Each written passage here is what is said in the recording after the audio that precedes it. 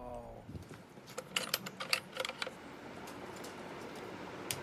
very amazing work he can do.